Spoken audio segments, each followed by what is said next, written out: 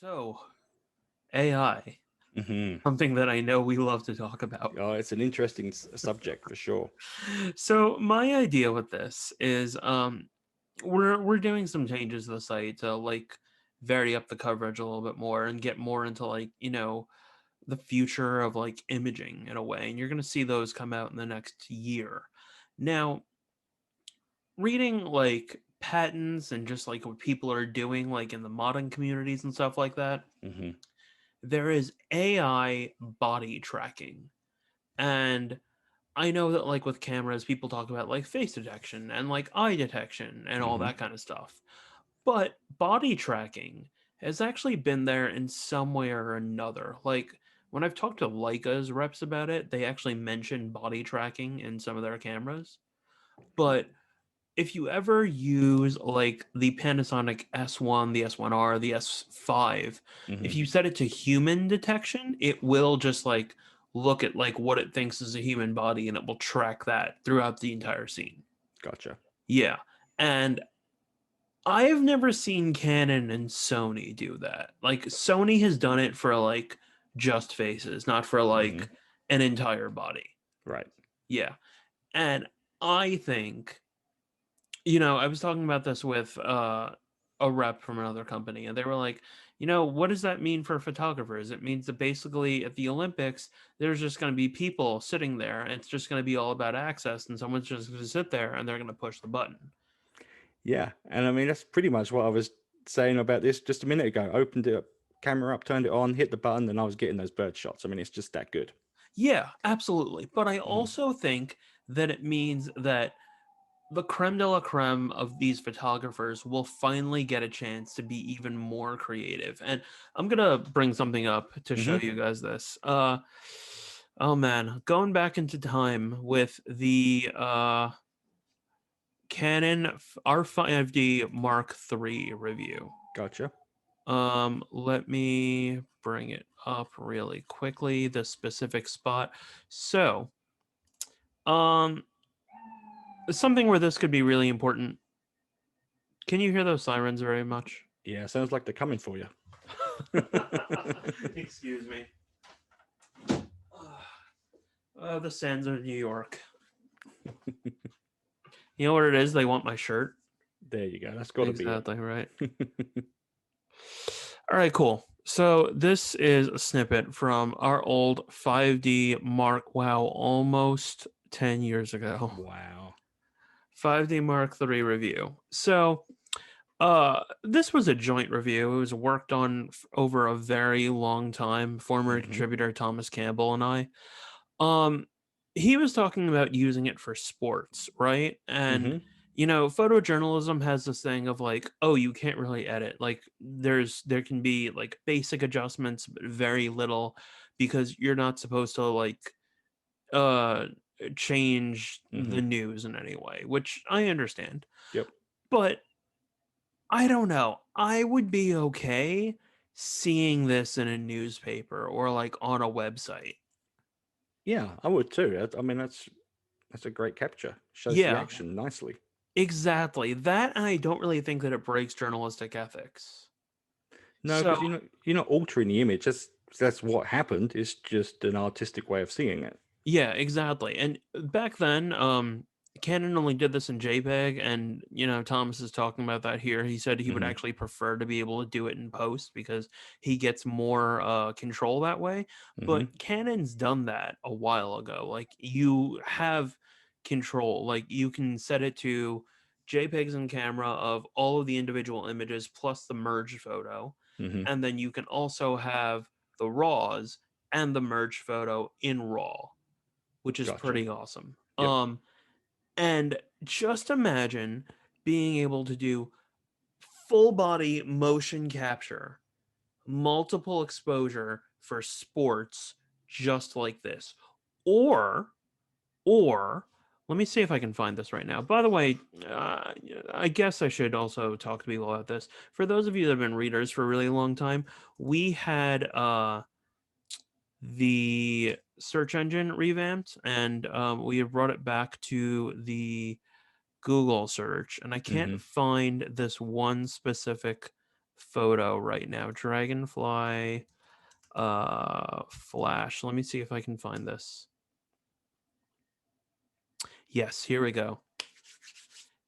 Stephen Dalton.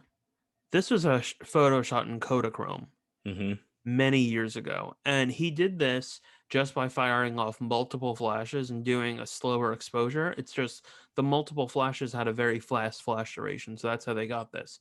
But just imagine a nature photo in multiple exposure and pre-planning, and just imagine this with like a bird or something like that. That would be very cool.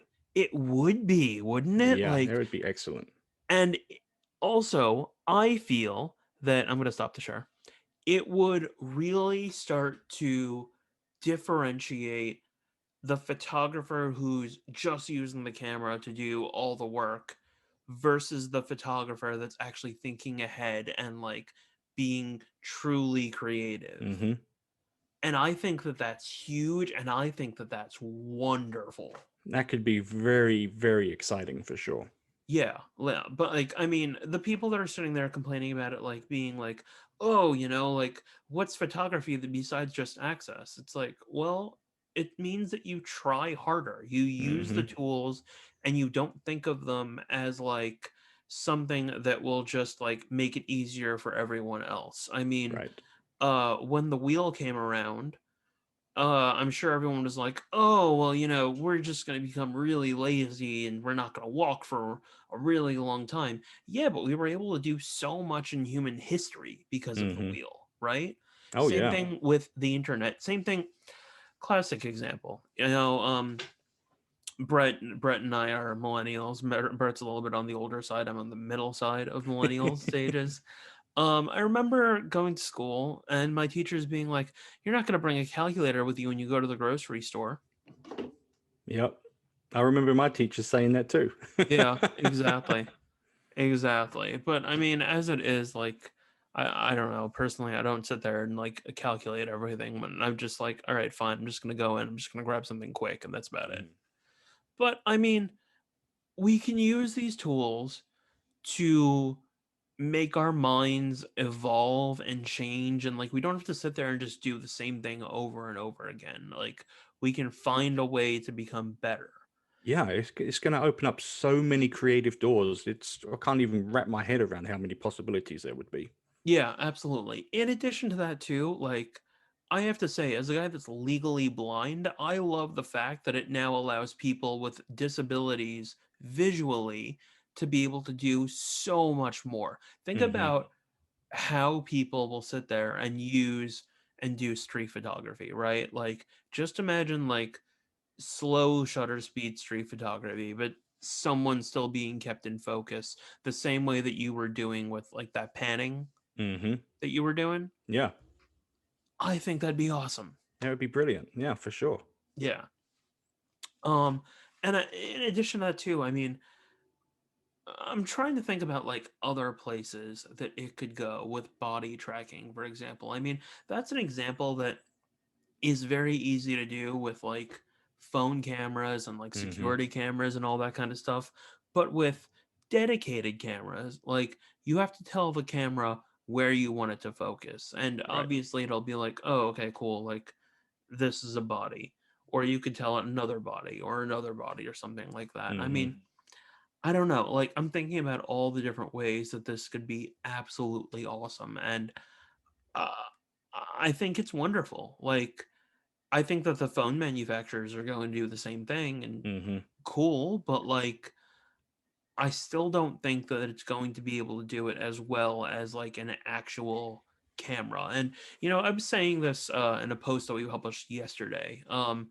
Just to preface this a little bit, we published yesterday a post talking about how Apple's Pro Raw is basically we found a lot of problems with it when we were Hmm. working with a Pro Photo Light, and uh I was running this by reps over at Photo, and I ran it by the entire reviews team here, and we found a way to make it into a better article, but it's still mostly the same. Hmm.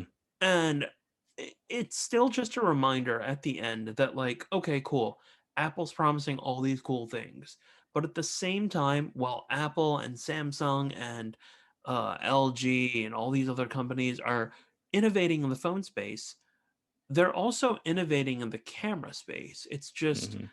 they need to find a way to really make people want to buy cameras again, because most people are perfectly okay with this.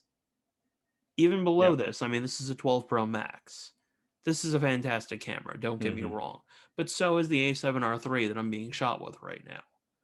And Absolutely.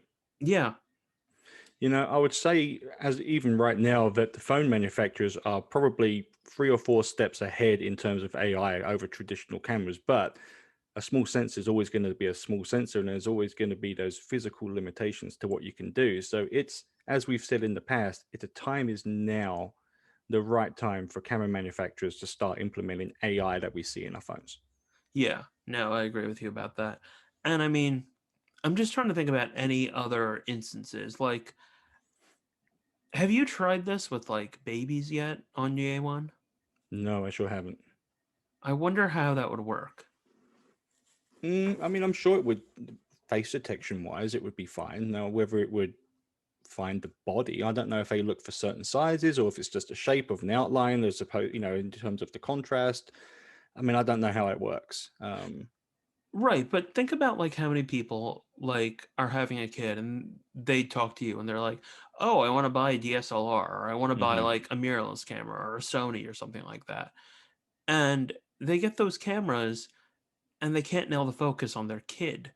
Right. But the AI that's there could sit there and be like, "Oh, okay, you have a brand new newborn. Let's find a way to track this kid as they're Right. taking their first steps or as they're running for the first time." Like Hmm. that, I still feel is a problem for so many cameras.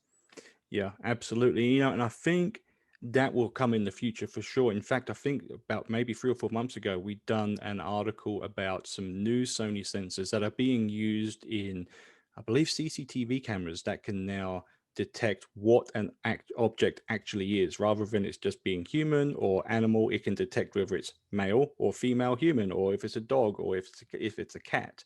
Um, and it can adapt. It was adapting those cameras and sensors to get that specific object. So that for sure is coming, and that's exciting. Hmm. It's fascinating that you're talking about this because I remember there was an app a while ago that was like, "Hey, what would you look like if you were a female or if you were a male or something like that?" And Yeah. I feel like we've just been like teaching these apps and just having fun with them and overall teaching them to understand what people look like. Hmm. Yeah. Yeah, the deep learning technology is scary but fascinating at the same time. No, totally. I just think we have to find a way to constantly ethically use it well, you know? Yeah, and I think that's the key right there, is keeping things ethical, because it could go in a whole different way that would not be good. Yeah. Let's talk about it for like other genres though. Like AI, I'm not really seeing it used for landscapes per se or No, travel. not really. No, I really haven't either. The only way I could think of really for AI would be if, say, they start making many more cameras with built-in ND filters, and it could detect based off of your scene and metering whether it needs to automatically apply an ND filter for you to be able to get the good exposure. That could Yeah, that could be no. used. Yeah, that could be cool. I mean, there's also in a way it could do that thing with like exposure bracketing, like what Hmm. you reported on the other day with what is it called? Smart ISO or ISO Smart? Yeah, the new Samsung sensor for their phone. Yeah. Yeah. I don't think manufacturers have really done that. Camera manufacturers, have they? No, not really. I'm trying to remember. Was there a? It wasn't an Olympus camera that done auto bracketing. Auto bracketing is still a very manual process, I believe, in all I cameras. think there was an Olympus camera that did it. Yeah, I can't Um, remember which one it was now. Panasonic, I know it was Micro Four Thirds. Hmm. Yeah, it absolutely was. Yeah. Panasonic did do it too, though. But yeah, so landscapes, so street photography, we talked about that a little bit. Portrait Hmm. photography, that's an obvious. Photojournalism involves people. Now, what happens when these cameras have to body detect a whole bunch of bodies. Hmm. Like a wedding, for example. Like, are you gonna be that guy going like, nope, didn't focus. Didn't focus. Didn't focus. Right. Didn't focus. Yeah. Been there before. Yeah, exactly. Um, I can imagine the same thing for parties. Hmm. Yeah. What other genres are there? Surreal stuff. Okay, fine. Yeah. Wildlife. We talked about this already. It just has to find a way to get better. Yeah, absolutely. I'm curious as to how it might work with like lizards or like underwater or something like that. That would be interesting. Underwater photography is always something I wanted to try. So anything, and I know it's very difficult. I do know some people who do it. I'm sure they would appreciate anything that could help them Yeah, become no, better at it, you know? absolutely. Yeah. Um, other genres. What other genres are there? Sports is just action. I mean, I'm sure there's going to be some advances in that coming up here pretty soon as well. Sure. How do you think it could work with macro? Because macro ranges introduce a whole other level of technicality. Yeah, I think it was maybe the D850 that introduced automatic what you call it? Can't remember. Bracketing? Not bracketing, where it adjusts the focus Oh, from front to focus back. stacking. Focus stacking. Thank you. That slipped my mind there for a second. Yeah, automatic focus stacking would be fantastic. And the D850 did have a feature to do that. And in fact, I think some Olympus cameras can do that as well. But it's still something you have to set up manually. And it's not an easy process. Um, so for macro photography, if it could just automatically do that for you, that would save so much time. Mm-hmm. No, I agree with you. Hmm. I wonder what it would do.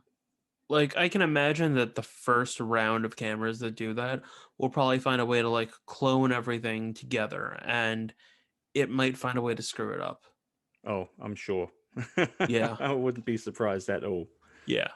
Um, Something that I have thought about for a while that I think AI could absolutely help with.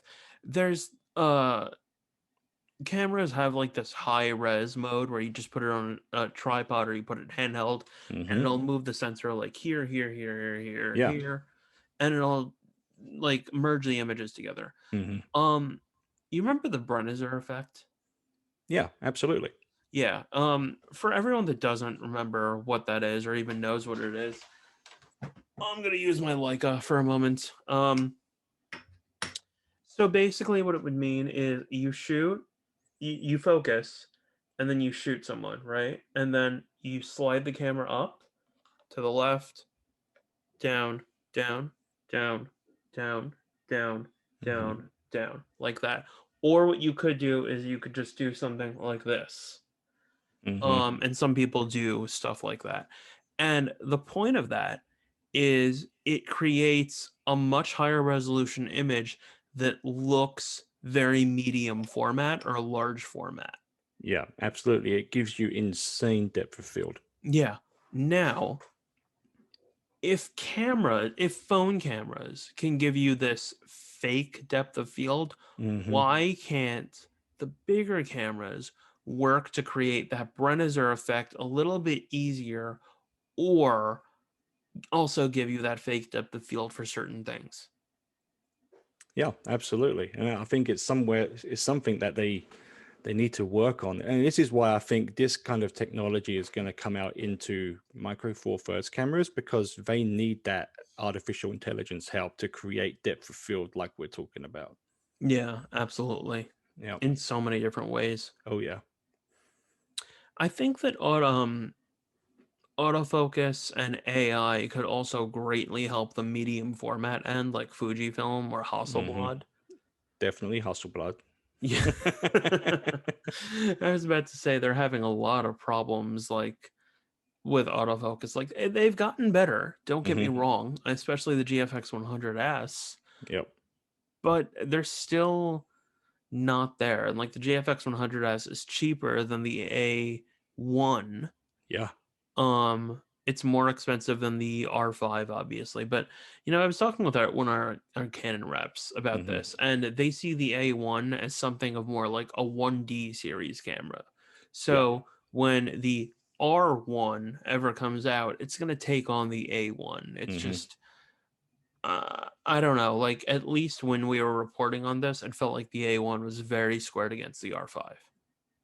Yeah, I mean that's probably the closest camera out there to it right now, into from the mirrorless world. But yeah, when you cross over mirrorless and DSLR, it's right up there with the 1DX3. Yeah, absolutely. Hmm.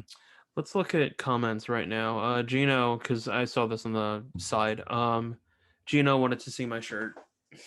It is a Japanese like samurai photo samurai thing. I forgot what it's called. I just bought it early last year because I felt like it. But there are Phoblographer shirts on the website. They are in the sidebar. You can check those out. God, I really don't want to seem like one of those YouTubers. It's like, buy our swag. I'm more like, no, please don't. Like, we barely get any money off of it anyway. Right. Um, Martin is asking, my question as an artist is never what the camera can do, because in my view, they all do the same thing. Yes. Hmm. Always want to know what the camera will allow me, the artist, to do. How will the tech advances help me manifest my vision? I agree with you Hmm. 100%, but I feel that in America we need to foster arts education and appreciation a lot more.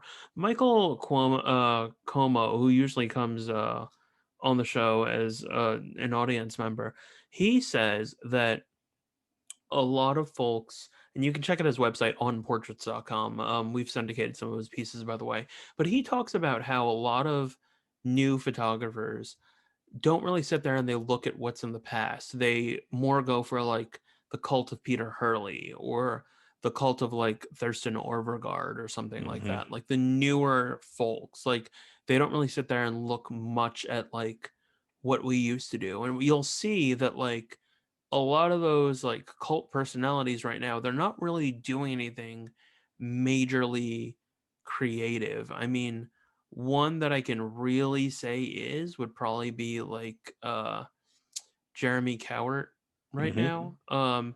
But I mean, he's mostly fallen out of the photo industry. That and Vincent Lafore as well too. Um, I mean, if you want to count Brooke Shaden as a photographer, you can go ahead and say her. But Hmm. personally, I find her more of a Photoshop artist. Yep. But there are people. I agree with you. Yes. We should foster our creative side a lot more. We should be a lot more experimental and make mistakes. But I feel like a lot of folks these days are just trying to please the Instagram algorithm more than anything else, and that's not good. And unfortunately, that's 100% true statement. Yeah. Yep. Martin's also asking, what about IAF, body AF for street photography? IAF has barely worked for street photography. I've tried that with Sony. I've tried that with Panasonic, Canon. Barely. Body AF and just overall tracking is a lot better. But then there's probably going to be some person that's like, oh, this person's face wasn't sharp. Who cares? Look at the entire scene. Exactly. It's about the story you're trying to tell, not whether you can see a pupil or an eyelash. Exactly. Yeah. Yeah. Um, Photography history is essential to creative development. I remember first reading Henri Cartier-Bresson's profile and thought I was reading my bio. So many commonalities in our approach, style, and quirks. I agree with you. I completely agree with you. And I just, a part of me, this is making me actually want to bring back the photography history part of the site. We had Hmm. that site, that part of the site, but I stopped doing it partially because I was afraid of like being thrown down in the gauntlet with like possible copyright issues. Hmm. Even though everything that we do is always fair use, or we give full credit all the time, or we ask permission. So yeah. Don't get me started, pixel peeping. Let's start looking for a story. Yep. Absolutely agree. It really is the worst. I Yep. agree. Yeah. Let's check out Facebook really quickly. Let's see if there's anything there. Oh, there's a lot of comments. Okay. Just joined, concerned about R6 and overheating issues. What's the point of spending so much money on a camera when around 9 minutes of it overheats? Um, we need to clarify on that. Brett, Hmm. you didn't actually shoot video with the R6, did you? Yeah, I did, and I had no issues with it whatsoever. And when shooting photos as well, including long exposures and everything else, there was no overheating with the R6. Yeah. Okay, there you go. With the R5, I didn't really have problems either. I'd have to go back into my review and look, but a couple things that I can tell you in absolute confidence with a 5 hour time lapse in New York heat, and New York does get hot. Hmm. We get very humid, especially at night. I didn't have any overheating issues. At 4K video, I did only after a certain amount of time, but there's also a problem with a lot of those tests. Like 8K 60p video. I was actually working on this article a long time ago about this where I talked to around 4 or 5 DPs about this. All of them said there is no reason why you would actually shoot like 60p video for a half hour because 60p is a standard that's mostly used just for doing slow-mo. Hmm. The other standards are 24. Uh, Let me clarify. The other standards in America are 24 and 30p. Hmm. 30p is standard for live television. 60p is, I believe it's a standard for sports, but they're not streaming 8K video and they're not streaming 4K video either. It's usually Right. 720. Um, and then 24p is the cinematic standard. I don't really see a lot of YouTubers shooting 24p. I don't know Mm-mm. why. I really think they should. It's a beautiful format. Um, a lot of movies are shot in 24p. A lot of television is shot in 24p. Mm. It doesn't really overheat then in that case. So, I mean, a lot of the overheating issues are really not things that make practical sense. I did have a problem with like I think it was 24p at like 30 minutes, but why am I shooting a 30-minute long clip and why aren't I cutting? Exactly.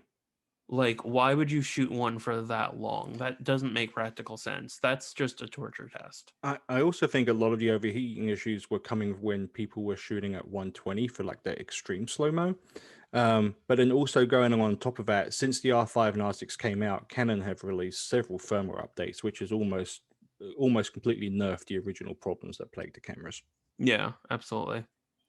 So it's Dejan. I hope I'm pronouncing that right. I apologize if I'm not. John Bradford. Panasonic does a bit, but I can't recall if it's just JPEG. Um, he's talking about the focus stacking. That's a good Mm. point. Yeah. Kind of similar to the EM1X doing live ND stuff. That's pretty cool. Hmm. Yeah, the EM1X does do that. Yep. The EM13 does ND as well. Yeah, that's what I thought. Yep. Cool. Okay, then in that case, I think that we have brought the show to a conclusion, right, Brett? I think so. We've got some exciting stuff to look forward to coming forward in terms of AI and stuff. I'm excited about it. Yeah, I think a lot of it's going to come this year. Yep. Christine saying great one. Thank you so much. Let's wrap up. Thank you folks so much. It means a lot to us that you join us whenever we do this. I'm saying that because we usually do it every week, but we took a break last week because people were doing Valentine's Day things. Hmm. So yeah.